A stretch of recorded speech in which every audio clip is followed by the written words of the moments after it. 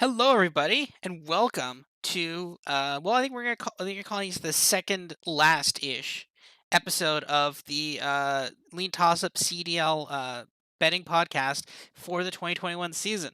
I am joined by Ryan, my friend and colleague here, as we break down these matches. How are you doing today, Ryan? I'm doing good. Still trying to recover from the craziness that was Major Five. I think no one's going to argue that that was by far the most entertaining and the most chaotic event of the year. So, still trying to wrap my head around all the things that happened there. But otherwise, I'm doing well. I'm getting ready for champs. It's still a week away, but there's a lot to talk about, and yeah, I'm excited to get into it. Exactly. Yeah, that event was crazy. I think if you're a relatively new fan of the CDL, I think that that is the best event you've ever seen.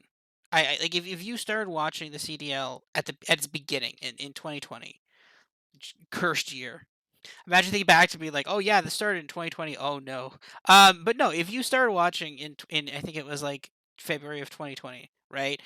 Then this has been easily the best tournament of the entire CDL, right? I mean, obviously there's some older tournaments that are really great too. Like you go to 2019 champs, that tournament was awesome. There's so many good games, so many amazing moments from that. Um, but like in terms of most recent tournaments, this is clearly the best one. Insane upsets. It is extremely hard to not call the Surge upset of Atlanta the greatest upset of all time in the CDL. Like maybe on paper there was another matchup somewhere that was technically a bigger upset based on betting lines, possibly.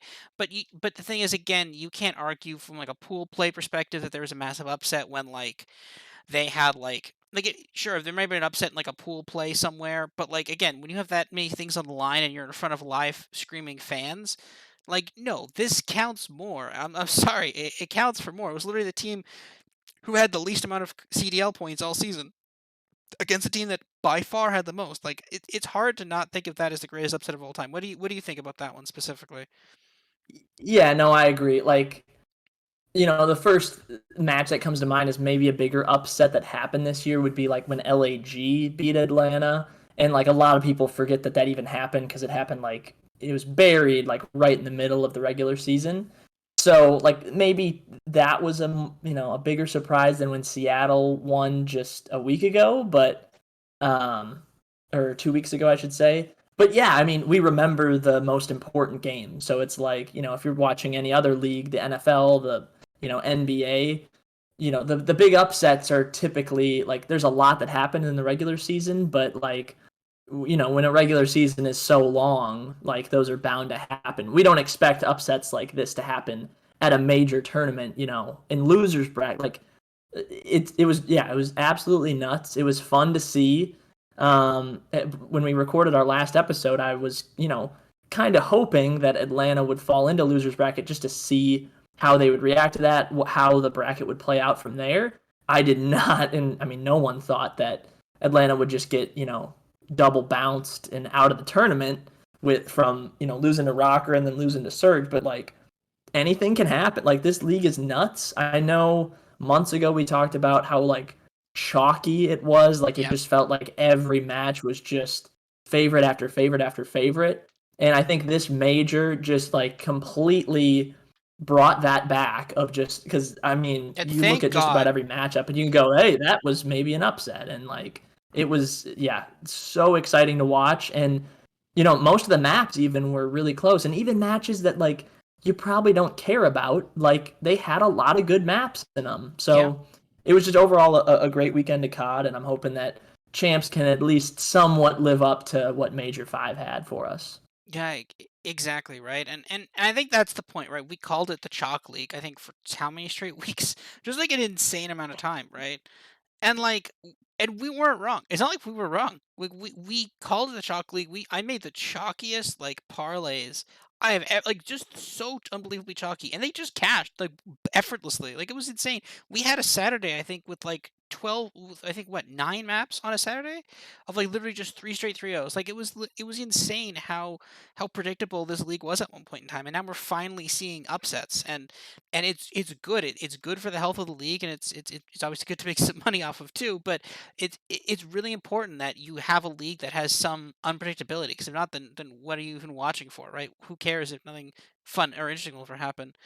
I think the phase upset though, Seattle's upset of phase. I think it was like it needs to be said that it was like literally perfect. It was like it was perfectly designed because you have phase falling from the winners bracket. So you have a phase team trending down and you have a Seattle team trending up because they're on land. And they had gone into I remember Octane saying before, they're like, yeah, let's see what we could do. Let's see if we can disrupt someone. Like we can't go to champs, but like they're like they were doomed. They know their season was doomed. They knew their season was done basically after this event. They had it was like basically there's nothing it's like we're playing on house money, right? Like what if we got to lose? And then you get into there, it's basically the second match in front of live fans for the entire year actually. And then you get there and then you've got the crowd backing you. You've got a phase team that lost the day before and they want to get back into this, and you've got the entire fan base, like all the fans that are cheering for you.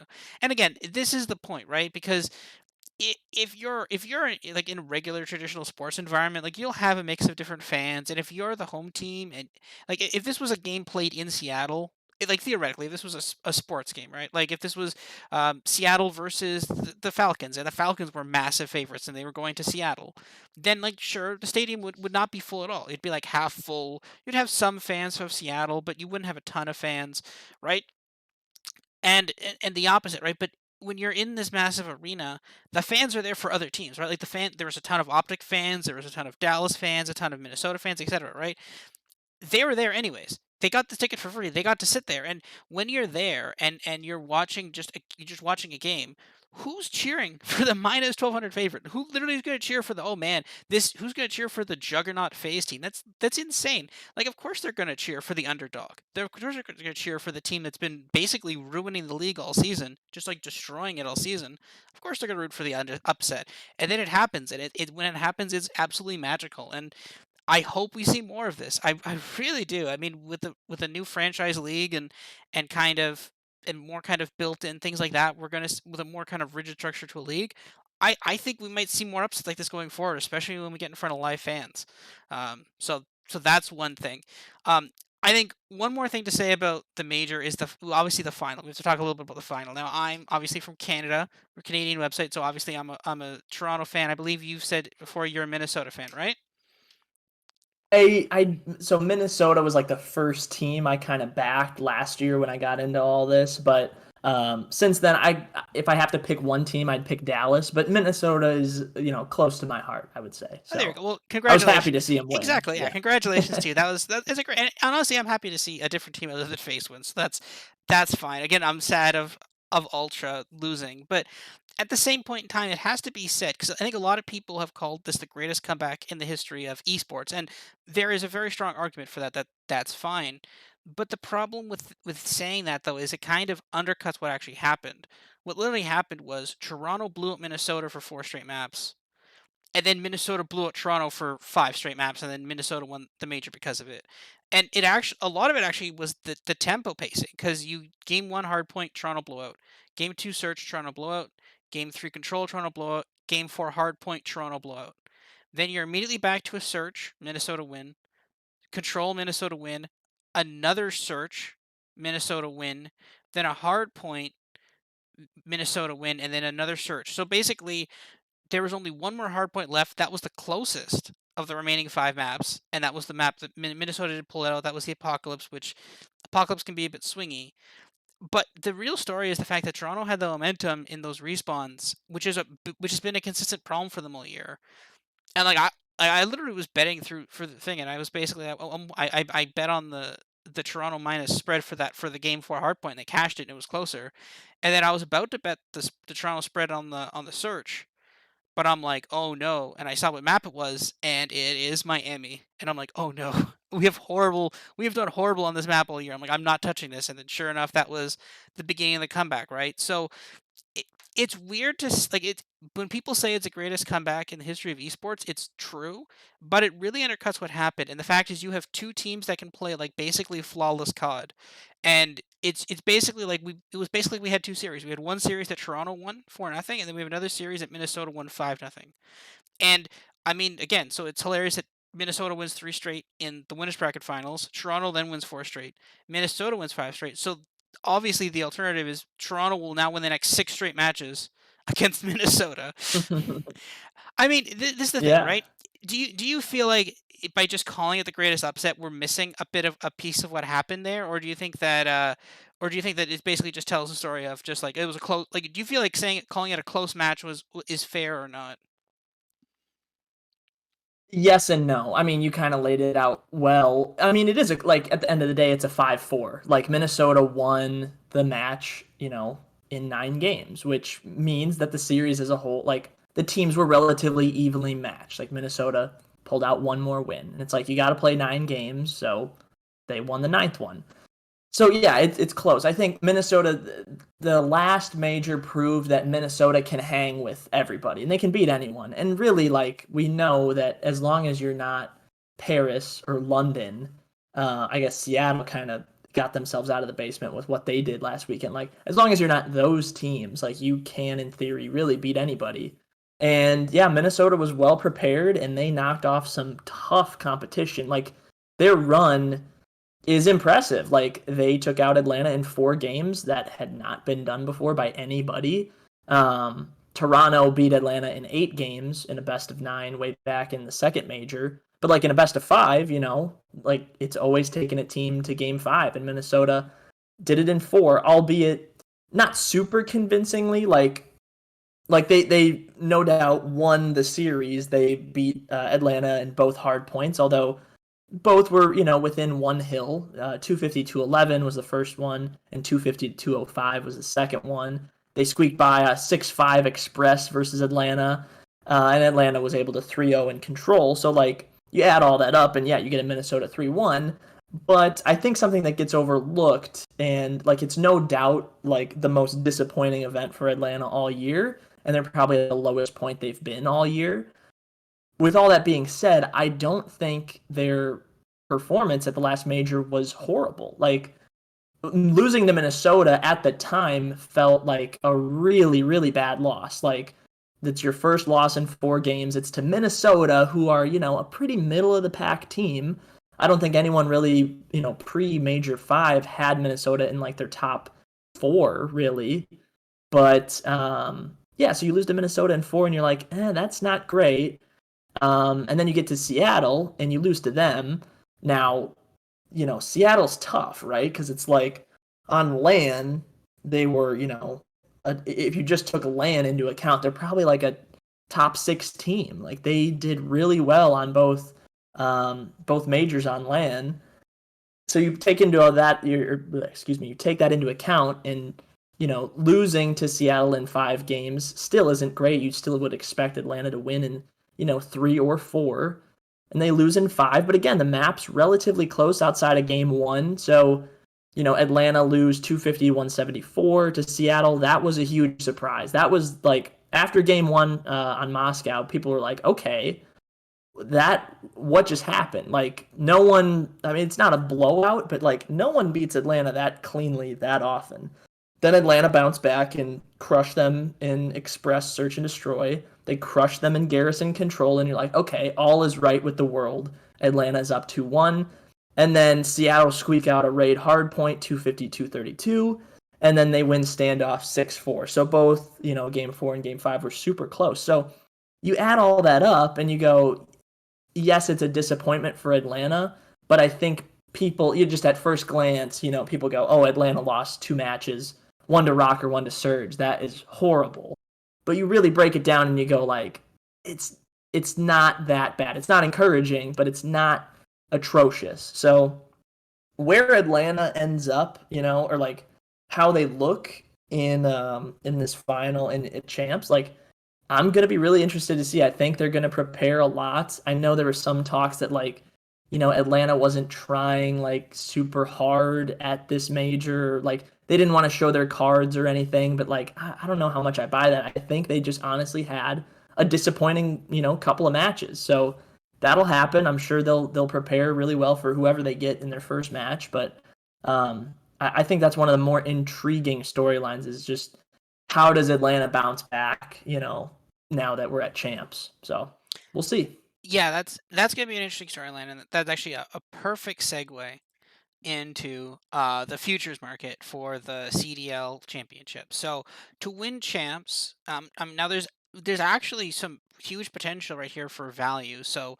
uh, I'm actually looking at two different books. I'm looking at Betway Esports, and I believe the lines here are basically the same, if not similar to Bovada slash Bodog.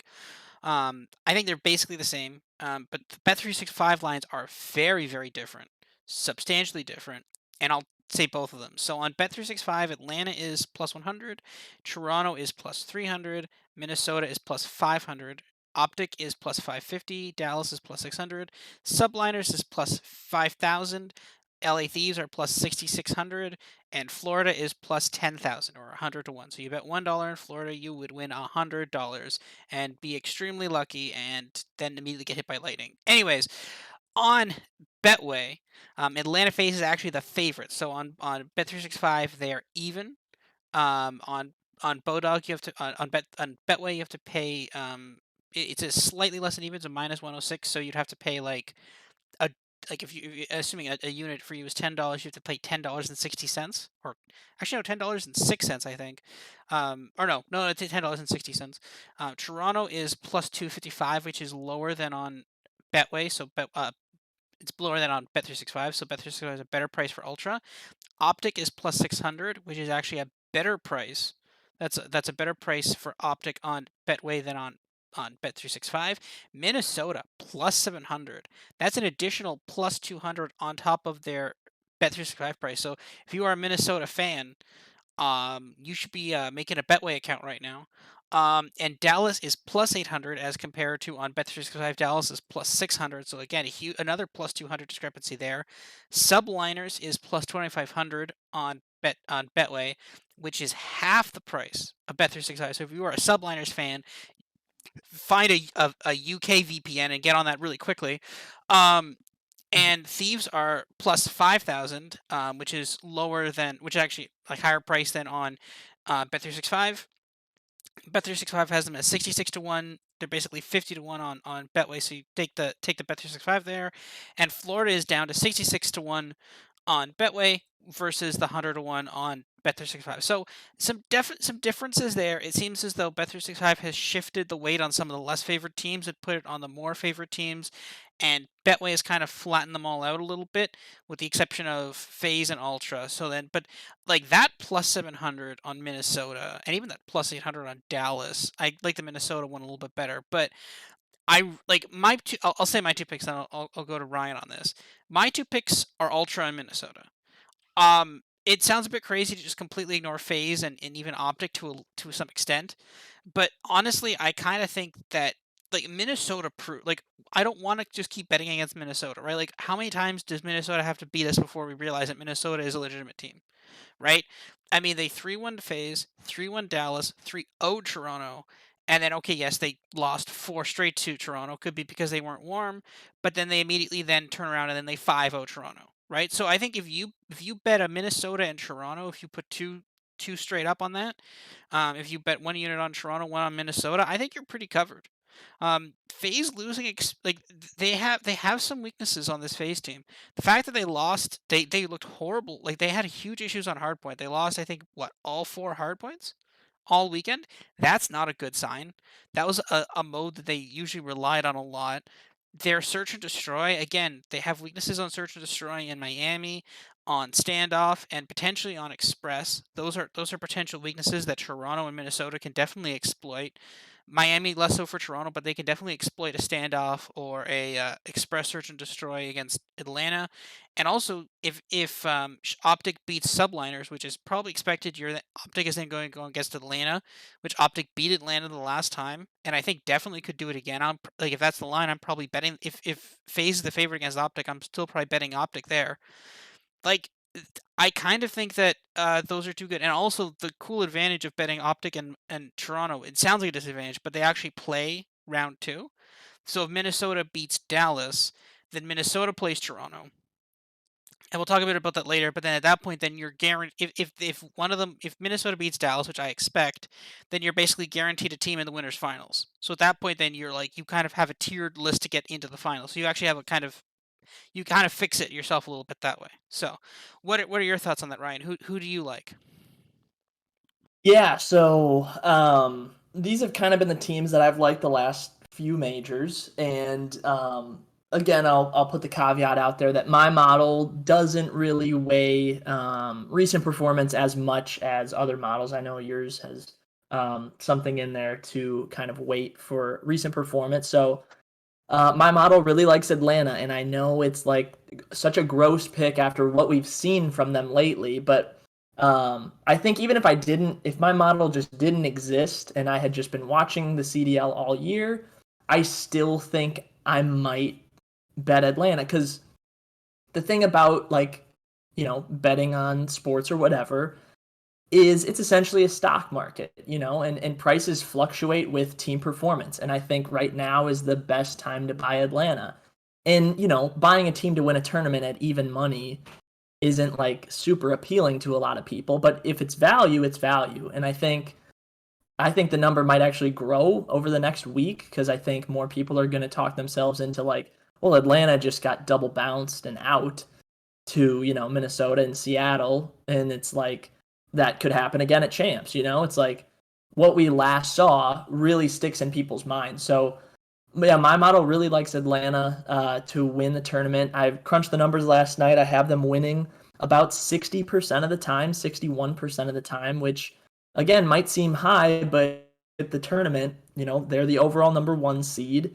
They get to play Optic or Subliners, two teams, who have been good. Neither have won a major, but both have been, competitive teams all year. It'll be interesting to see where New York ends up if Clayster's back in the lineup. I don't know if that's confirmed yet, but it looks like he'll be back and kind of their lineup that took them to a grand finals at Major 3.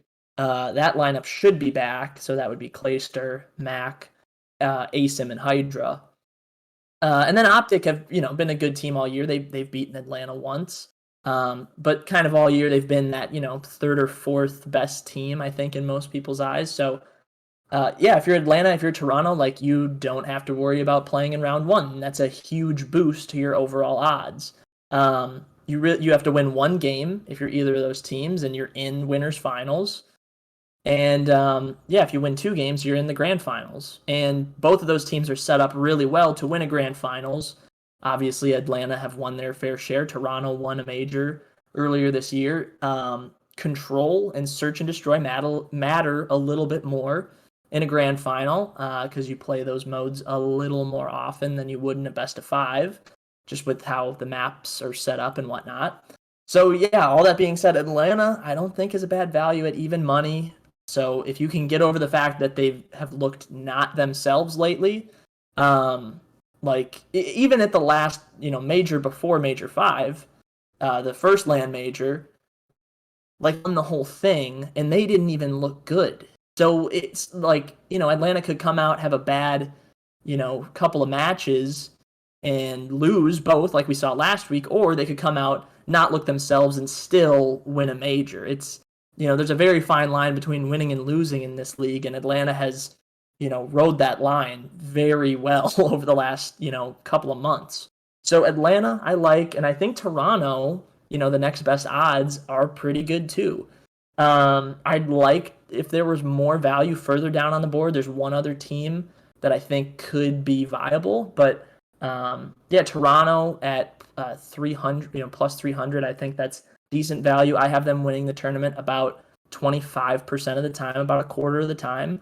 And again, a lot of that is attributed to the fact that they don't have to play in round one. And when you don't run that risk of getting knocked down to losers round one, that's a big, big boost. Yeah, so Atlanta or Toronto, I think if you want to just double stack those two, that could be good enough.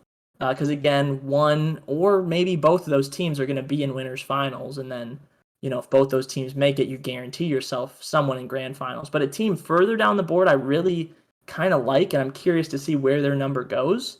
Is New York, and I mean we mentioned that their lineup's coming back to what it was at the end of Major Three. I think assuming that Clayster's back in the lineup and Diamond Khan subs out again. I think New Yorker, if you get them at 50-1, I think it's viable. Um, you get a Chicago team that it's not FaZe, it's not Toronto, it's not the Red Hot Rocker, it's a beatable Chicago team. And then you get Atlanta in a best of five if you win that, which is where you want them, on their first match. It's a best of five. New York's been there and they've beaten Atlanta in a best of five before. The one thing I worry about with New York is just they're not set up to win a grand finals. And we saw it in Major 3. They got absolutely blitzed by FaZe. Like, when you're not great at control like they are and search isn't a phenomenal mode for you either, like, that's going to hurt. And they're a good hardpoint team, and that's great. But they got to show some sort of improvement in search and or control at some point over the course of the tournament before they would get to a grand final. So all in all, Atlanta I like, Toronto I like a decent bit, and then if you want to go way down the board, I think New York's good. The teams in the middle I struggle with: Minnesota, Dallas, Chicago. I don't see those teams winning the tournament. I mean, obviously there's a chance they could win, but just starting in that first round really makes it risky. And then Florida and Thieves, you can just throw in the trash. I mean, their numbers are huge, but if you're one of those teams, you have to win 5 straight, and you're going to probably be underdogs in every one of those matches. So, yeah, just throw those teams aside unless they get to just an astronomical number, but I really don't see that happening. Well, actually, I have an update on your New York subliners price. So while we have been Oh? talking, they have already come down on Bet365. They are now down to 20-1. Still, From still, 50-1, yeah, right? still 25-1, and also Oh, they're still 25-1 on the other books. But if you come to the lines, the line of so thank God this happened before we got there. The line for the subliners Optic game has changed massively. Optic was a minus 400 favorite for a while. They're now down significantly. Either the book found out about Clayster or a bunch of people threw money on thinking it's Clayster.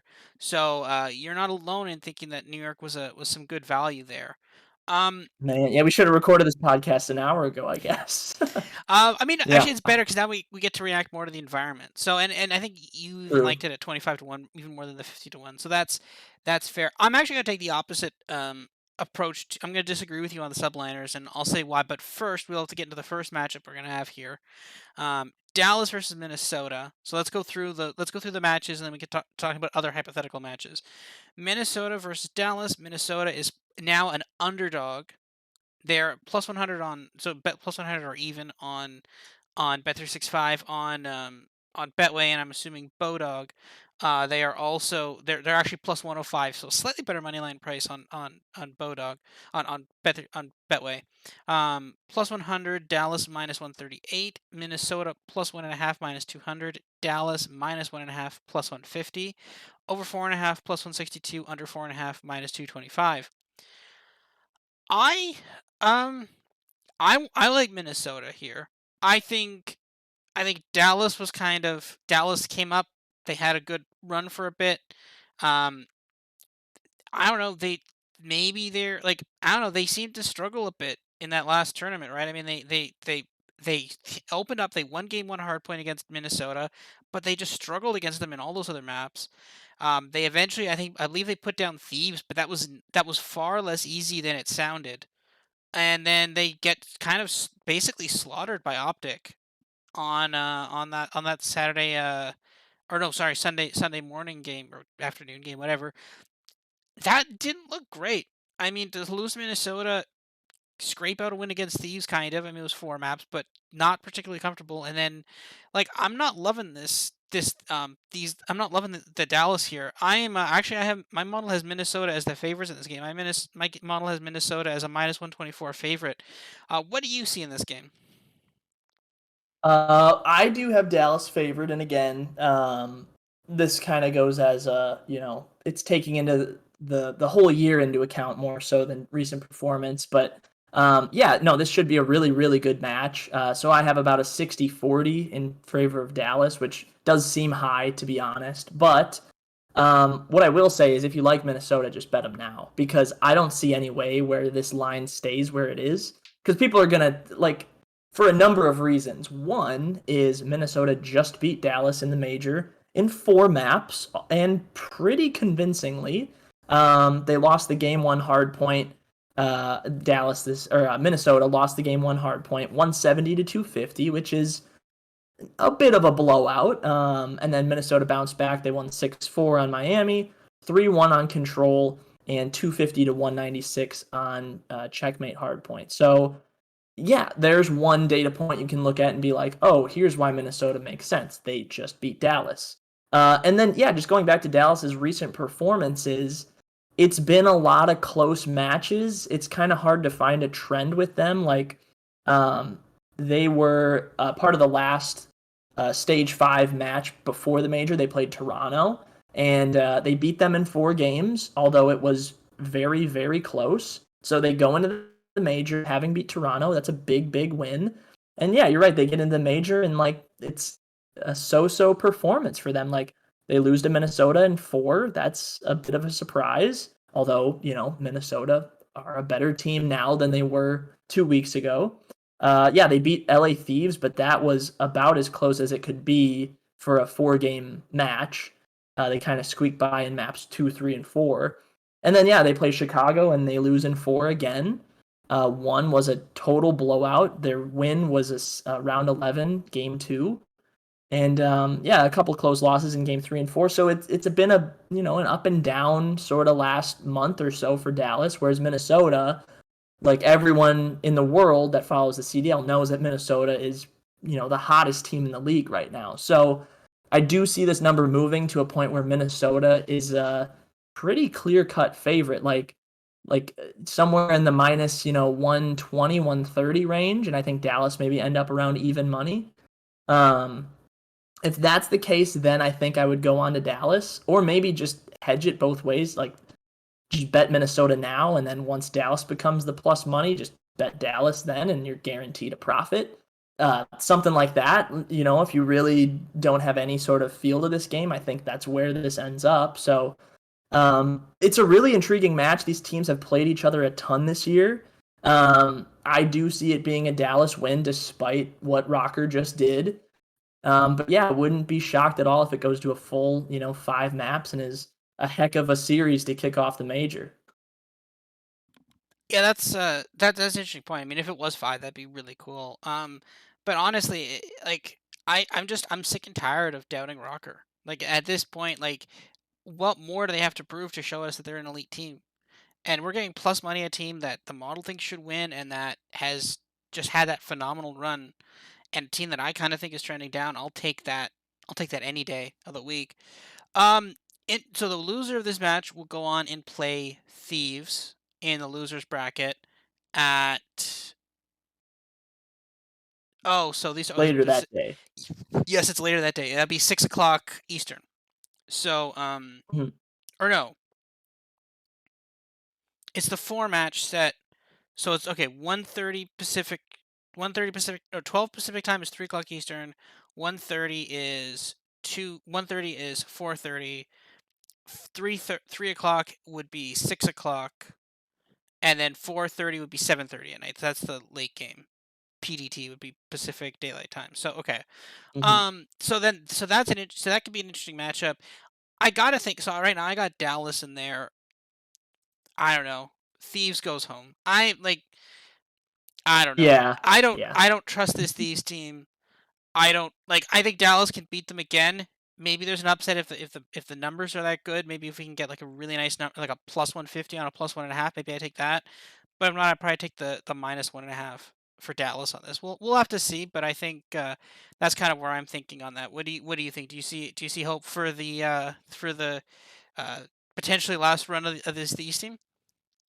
Yeah, I mean, they could beat Dallas or Minnesota, whoever falls to them. But again, am I ever confident on picking, who's going to win in a Thieves match? No, I have no idea what's going to happen. So, you know, that one I'm not really interested in betting either way, unless it's some sort of crazy, like, you know, like if Minnesota or Dallas looks real bad and then they got to play Thieves later that day. Like, honestly, I don't know what I do because usually when that happens, when like, you know, we're going through the regular season and there's group play, you know, we always talk about how when a team maybe has a subpar match versus another team, that it might be a good idea to actually back them in their next match, which is usually, you know, the day after, 2 days after, the next week, whenever it is. Mhm. But it's tough if, you know, if Minnesota falls flat or Dallas fall flat and then they got to play Thieves in, you know, 2 hours.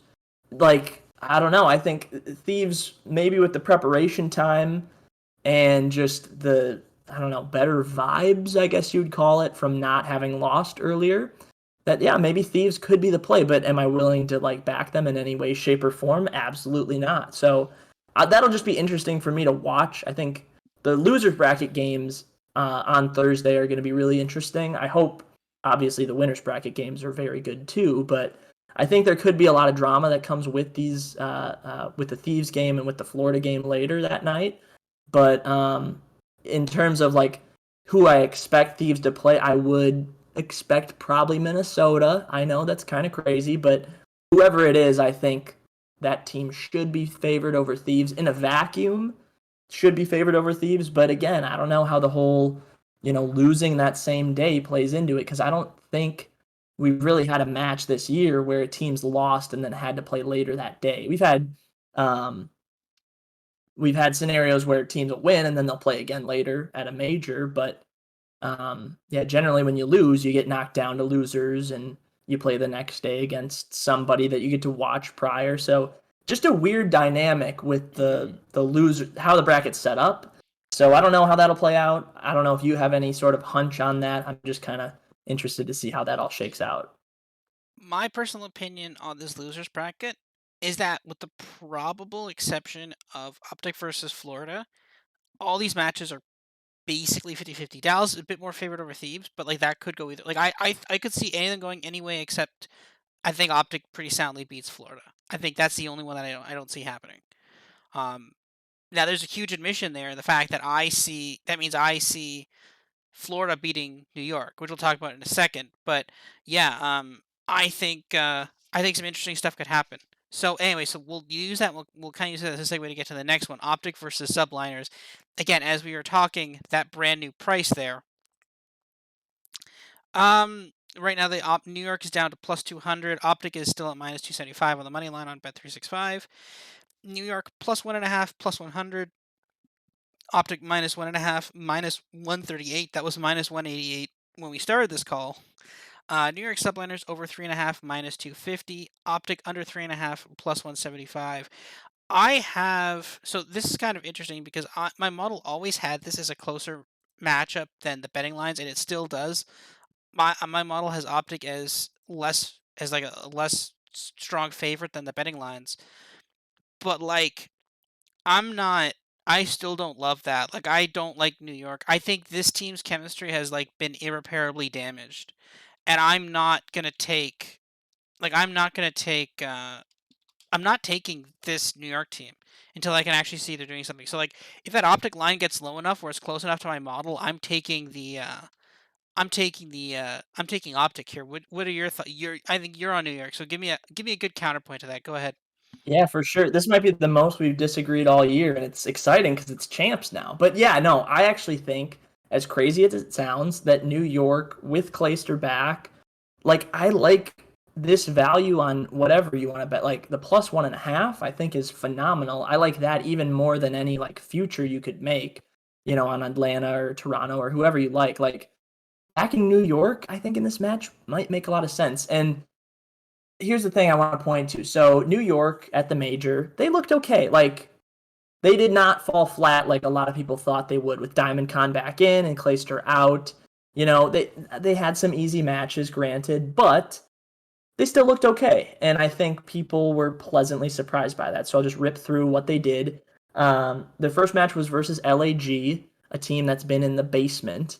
Now, it took them 5 games to win, but New York looked pretty good, and like you go game by game, and it was a pretty convincing win despite going 5 games. They beat them 250, 178 in the Garrison Hardpoint. They lose game two search 6-4. They blow checkmate control out of the water 3-0. LAG squeaks by on Apocalypse 250 to 238 in what was a crazy comeback. Like you said, Apocalypse is swingy. That is a perfect map to like showcase that. I thought for sure New York was going to close it out, but LAG just mounted an insane comeback. And then New York win a 6-4 express surge that was pretty close. But overall, you add all that up, and New York won pretty convincingly. Then they played Florida and brought in the reverse sweep. A very impressive performance considering this is a team that doesn't, at the time, right, when they played, like, Clayster's not on this team. You would think that, like, if they're going to reverse sweep anybody, you kind of need a guy like Clayster, but they proved that that's not the case. And they kind of squeaked by in game 3, 4, and 5, but they got it done. And, like, hats off to them. A lot of people were counting them out, especially after having to go 5 games versus LAG. Then they run into Thieves, and they lose in 4 games. Again, a stupidly close series, though. They lose checkmate hardpoint 234, 250. They lose standoff in around 11. They crush it on raid control 3-0. And then they lose by 6 points on Apocalypse again. So a couple really crushing Apocalypse losses. A round 11 loss in there, and a couple other really, really close hardpoint games. So all those results, considering that Clayster wasn't in the lineup and that they really didn't have a ton of time to practice with DiamondCon, like, I don't want to say I'm impressed with what New York did, but, like, I'm kind of impressed. And now I think Clayster getting back in the lineup will help things. I know there was a little bit of drama with him, like trying to prove to the team that they need him. But I think this tournament kind of proved that they were okay without him. Having started it in losers round one is tough. So, they got a couple of wins, ran into Thieves and lost a really heartbreaker of a series, but it is what it is. I think going up against Chicago is tough, but I think they're pretty close. I do have Chicago as the better team. Right now, my model says Chicago wins this about 58% of the time. But when you take into account those numbers, like, New York has some value. So, yeah, I will back New York. And, yeah, we'll see if that pays off. Obviously, Clayster might come back onto the team. The chemistry might be a little thrown off, and that's it for them. They would get bounced down to losers at that point. But, yeah, I'm curious to see. I think New York have become a very volatile team just with the roster moves that they've been doing. And again, what's really important for them if they want to win champs is, like, they have to show improvement in control or search or both, because those game modes are absolutely crucial to their success. So I'm going to take New York, not to win, but the value on them in the betting market, I think, is there. So give me New York. And yeah, I mean, I'd like to see Optic win. I would like to see either team win. I'm just excited for this matchup. Yeah, I tend to agree with that. You're not crazy when you say there's value on New York. There definitely is. The issue, though, is that it's perceived value. Like, for example, obviously you take DiamondCon out, put Clayster in. Who's a better player? It's Clayster, right? So therefore, theoretically, of course, if you're looking at pure ones and zeros, New York is a better team with Clayster than with DiamondCon, 100%. And by that metric, if you sub that out and you plug that in, then you're like, okay, well then there's value on New York because they just became better. The problem with that is this team drama, is the fact that Clayster leaving the team has clearly, like, there was clearly issues in earlier in that stage, right? They had, what was it? I think 3 matches before, or two, yeah, 3 matches, because then they went 0-5 at the stage, or no, maybe they won the one game. I think they won the first game with Diamond Con.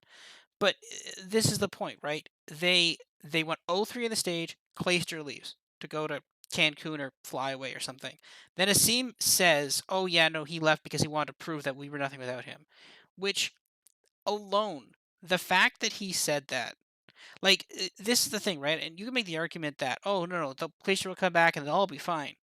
But the fact that Asim felt comfortable enough to say that means that he is not the only one who has a problem with Clayster on this team. Now, maybe they bench Asim. Maybe it's not Diamond Khan's being swapped out. Maybe it's Asim that's being swapped out for Clayster. I don't know. That could be a very interesting. That's a very interesting question I just came up with there. But the problem with this though is that there is very clearly some animosity between Clayster and the rest of this team. That Asim would not have said that if that was not the case, because that's so risky that he could just if because then the fact that you make the point that they did okay without Clayster, and yeah, they exceeded expectations, but not the expectations that this team has had in stage 3 and stage 4.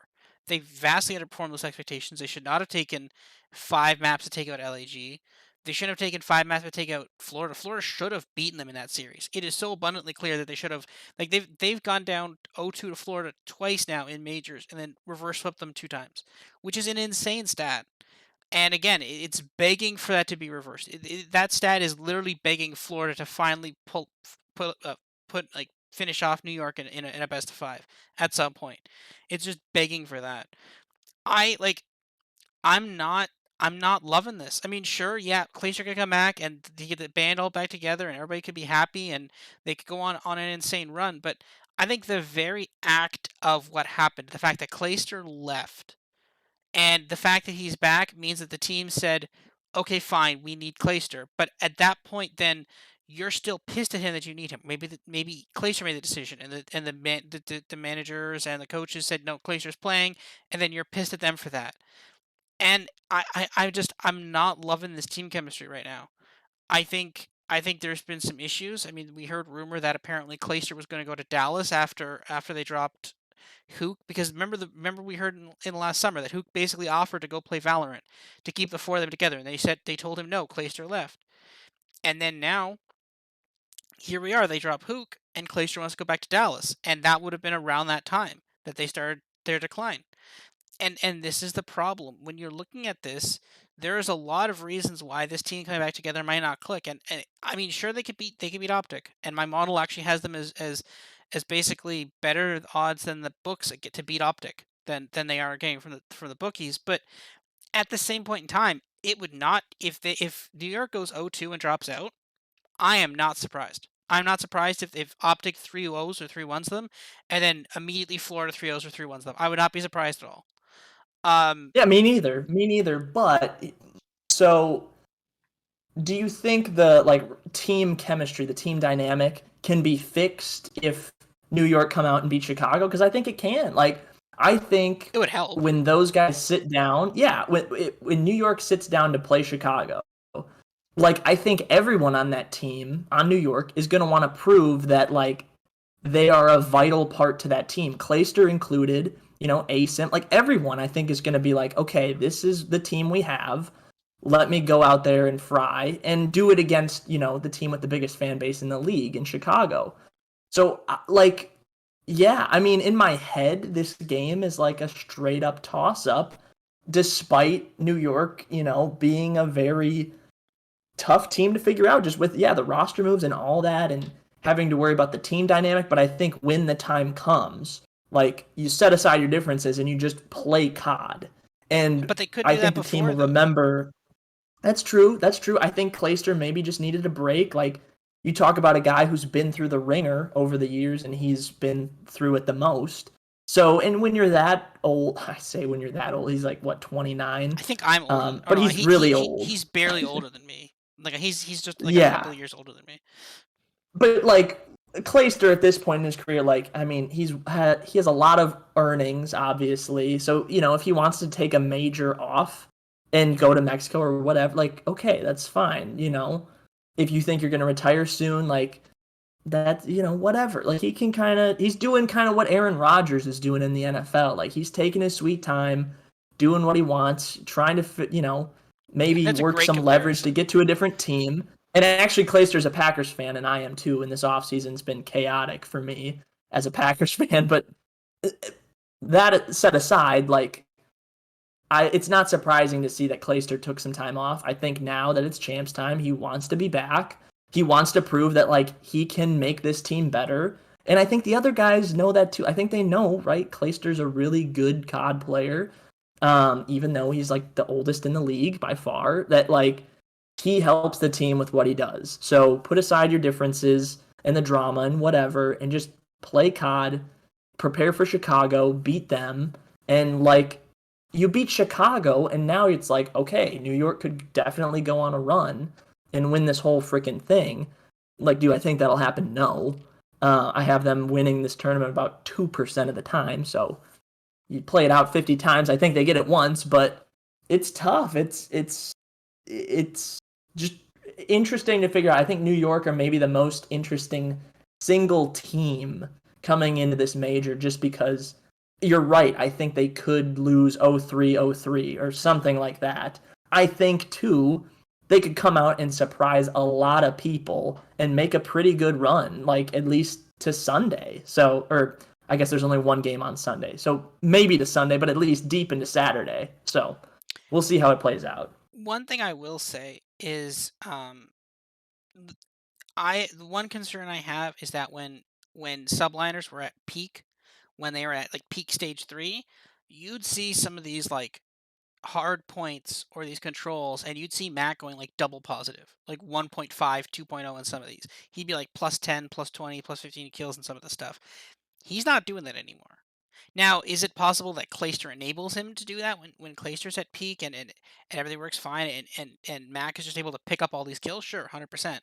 But I know we've questioned Mac in the past on this podcast, and he has not been performing very well in the last little bit. I think like people are gonna say it's a seam. No, no, it's literally Mac. Can Mac get back to that like double digit positive slaying in some of these maps?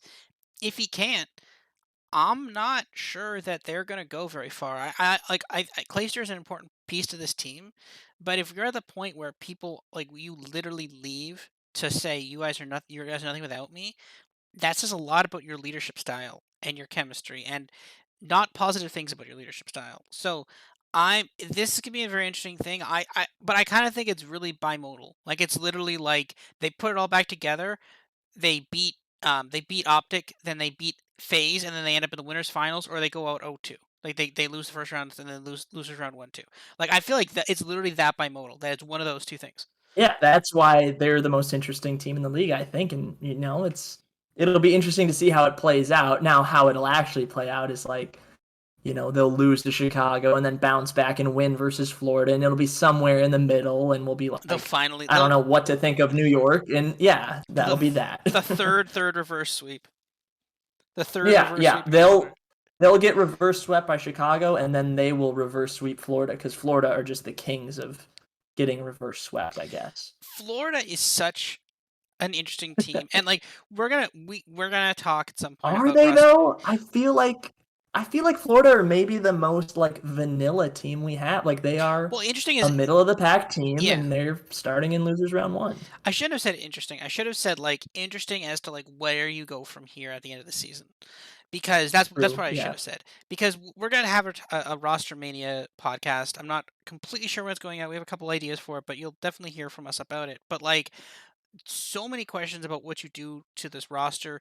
Do you keep it? Do you get rid of it? Do you keep some pieces? Do you try to go back to get Frosty from Halo? So many questions about what the real problem is on this roster. So that's an interesting thing. But like again, talking so little about Florida and Thieves. We're just not giving them any love at all. It just feels like we've literally kind of locked in and be like, all right, here we go. Here are the top 6 teams of the 8 teams, and then we're just going to ignore the bottom 2 teams, and they're just there basically as filler, and they're just going to immediately get knocked out. Which is an interesting take.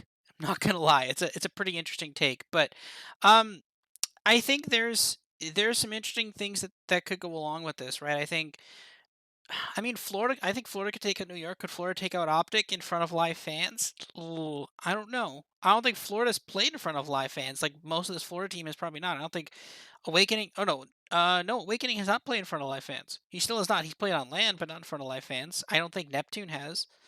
Havoc has, and I think Skies have because they played, I believe, in Black Ops 4. But like that's an interesting key factor of like, will they be able to? One of the reasons why by Thieves are probably able to take out New York so easily is because all those guys have played in front of fans. You look at John, Slasher, um, all of them. Kenny, they all have it. I think with the exception, obviously, of Draza, but like that's still 3/4 of your team. If you're looking at like half your team not playing in front of live streaming fans, Eek. That's not optimal, as they would say.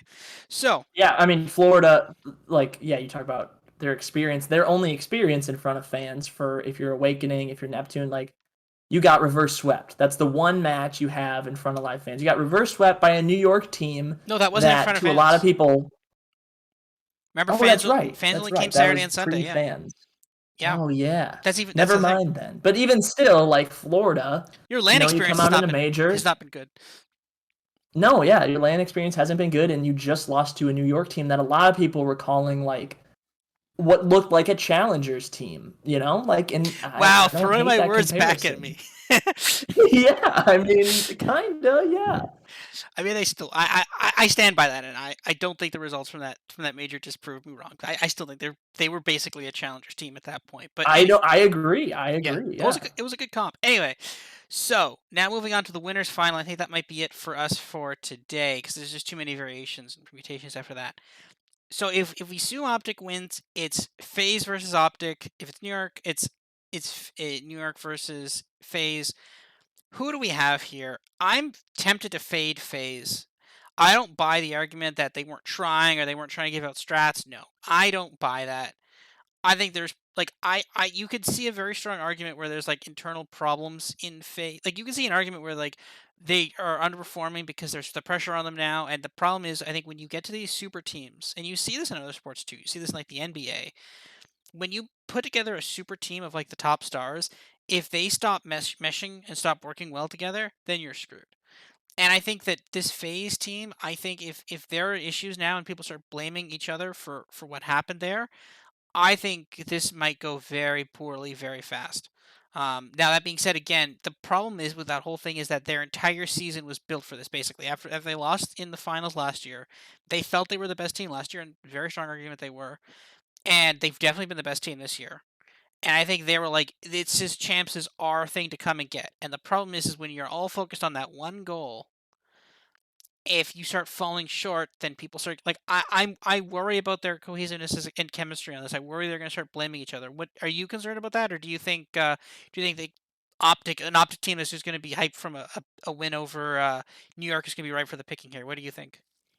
I mean, I don't worry about their team chem like any more than I worry about Chicago or New York for that matter. Like every team struggles with that, I think. I think like maybe Minnesota doesn't. They feel like a cohesive group. Toronto doesn't really.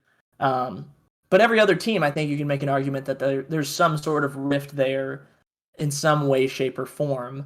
Chicago is a very like vibey team, and that can go one of two ways. It's like if you don't do your preparation and you go in overconfident, that could hurt you. New York, we've talked about their struggles with Clayster and kind of the team dynamic might be a little thrown off.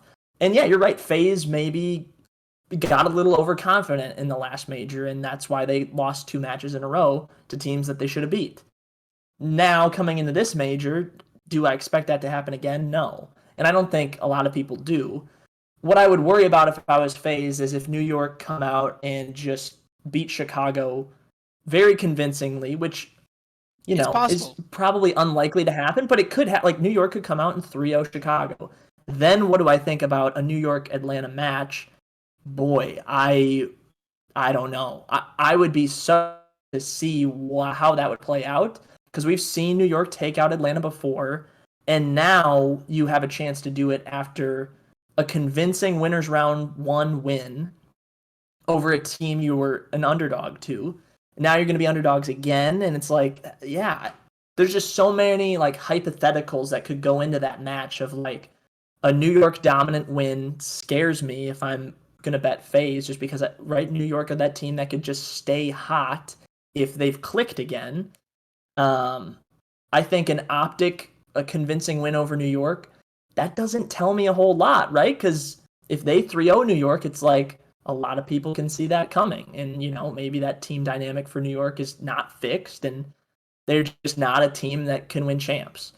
If it's somewhere in the middle where it's, Chicago or New York kind of squeak by, then I'm happy with FaZe. Then I think the team going into that match knows like, man, we just squeaked by New York or we just squeaked by Chicago. Now we got FaZe to deal with.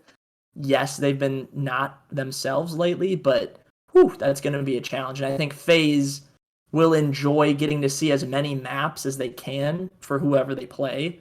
So I think FaZe wants to see a game five for whoever, for New York, Chicago. They want to see a game five. They want to see the strats. They want to see all that stuff. So in terms of what you're going to do, I think if it's a convincing win for New York, I would pretty much steer clear of betting just because that scorched earth New York team could continue. Um, and that just worries me a lot. It If it's a could. Chicago convincing win, I don't think you can put a ton into that. Like, a 3-0 is a 3-0 against anybody. But against this New York team that's really hard to figure out, it's hard to put a lot of stock into that. But if it's somewhere in the middle, I think that might be the time to pick FaZe. But we'll see how it plays out because it could be any number of things. So it's tough, but yeah, FaZe will be favored against whoever comes out of it, I think, no Mhm. doubt. I depending on who it is, if it's at Scorched Earth, New York, I could definitely see a bet on New York. I can also see a bet on Chicago. It's gonna depend on what the line is, right? Is the line like FaZe minus 200, minus 1.5, minus 120? Like it depends on what that line is, and we'll have to see. My instinct is to bet against this FaZe team that they've built up too much around winning this. Around winning champs, and they're now psyching themselves out. So, but we'll have to see. I Fair. don't know. Can you imagine though? Sorry, one other thing. Yeah. Can you imagine though a Chicago like dominant win over New York?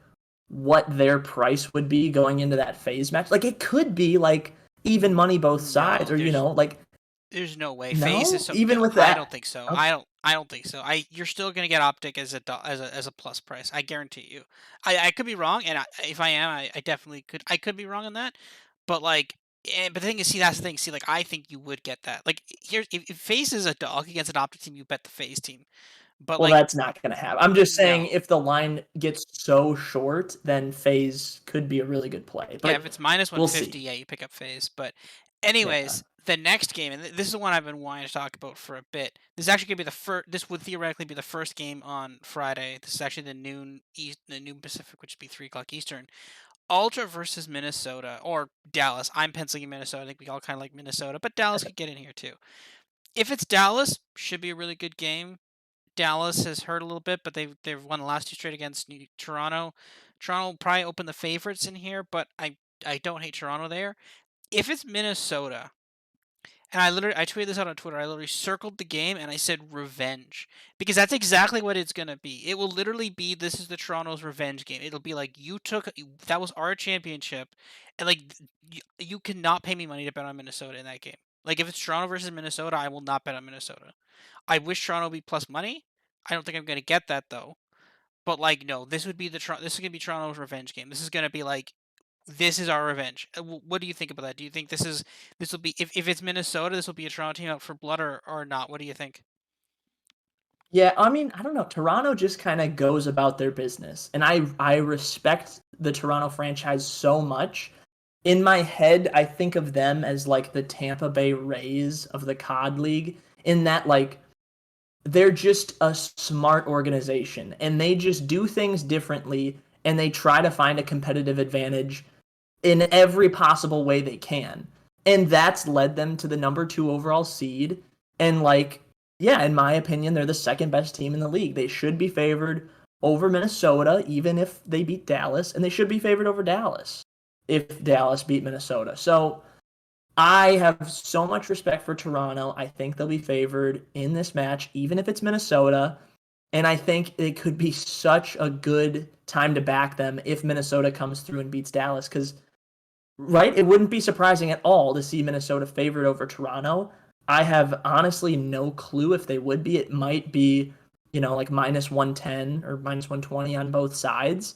Because I think a lot of people talk themselves into that, like, well, Toronto almost 5-0'd Minnesota.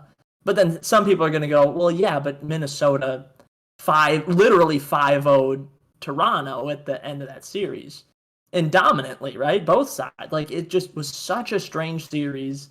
I think if Dallas beats Minnesota, people are going to be really upset that they're not seeing that revenge series. So I think that's probably what we'll get because we never get what we want, right? We always get, whatever we don't want. So I think Dallas. I know you penciled in Minnesota. I'll say Dallas, Toronto, and I think Toronto gets revenge from that that last match before Major Five where Dallas beat them um, 3-1. So I think either way, it's revenge for Toronto. I think it probably goes to a map five, whoever they play. But give me Toronto. I know it's chalk, but give me Toronto and Atlanta to make winners final. New York maybe sneaky make it. That'll be my bold prediction. Is like New York goes crazy and somehow beats Optic and Atlanta. But at the end of the day, I got to stick with my guns. And right now it's Atlanta and Toronto. So So what you're saying is a lot of potential for Toronto revenge games there. Infinite potential for Toronto revenge. yeah, it's going to be a revenge scenario no What matter how you slice it. And like, I just trust Toronto. Toronto, a lot of angry Canadians who are actually European, so that's fine. A lot of angry Europeans Yes. then. So anyway, so yeah, so that is what I feel on that. I'm assuming that Toronto is the favorite against either of these teams based on the prices. Toronto's at plus because you look at the futures, right? Even Bet365, which has, or well, the other one even like Toronto plus 300, Minnesota plus 500, maybe. Maybe if they beat Optic, maybe that comes down a little bit. Maybe that gets down to like plus 250, so they're then a slight favorite over Toronto. Dallas at plus 600. I think Toronto will be a favorite over Dallas. Minnesota has a chance of coming down. I don't know, especially if they look good against Dallas. But if Toronto's plus money against Minnesota, yeah.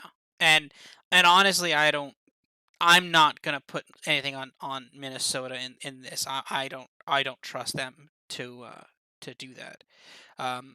Like I still think like here's my take on this. If it's Minnesota versus Toronto and Toronto wins, goes on to the winners finals, I think Minnesota. My sneaky finals is Minnesota Toronto. That's my finals. Yeah. Okay. I think The I think same it's one we just saw. That would be crazy. That would be that would be nuts. really cool. I mean, it's crazy that we'd see a exact replay of the last tournament, but it's very plausible because you'd see I'd have like Optic over Phase, then Toronto over Optic yet again, Optic dropping down to the losers finals, and then somewhere in there someone takes down FaZe again, then you get potentially like you get Minnesota taking down them, Minnesota takes down Optic, and we're best of 9, and that's it. And I think Yeah.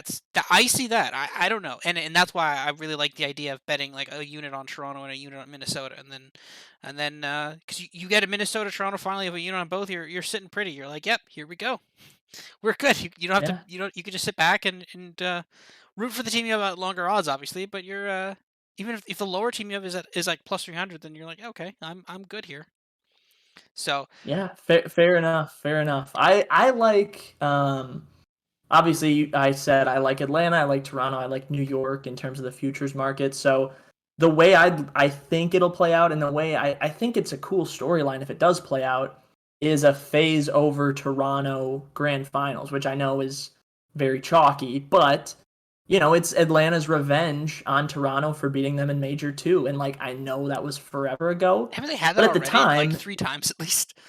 I suppose, but like now they can do it in a grand finals, right? Because right, Atlanta win grand final or major one versus Dallas, right? And Hmm. then yeah, major Lose two is a to loss to Toronto. Major three is a win to New York. no Major four is a win. no No. Atlanta won Major 3.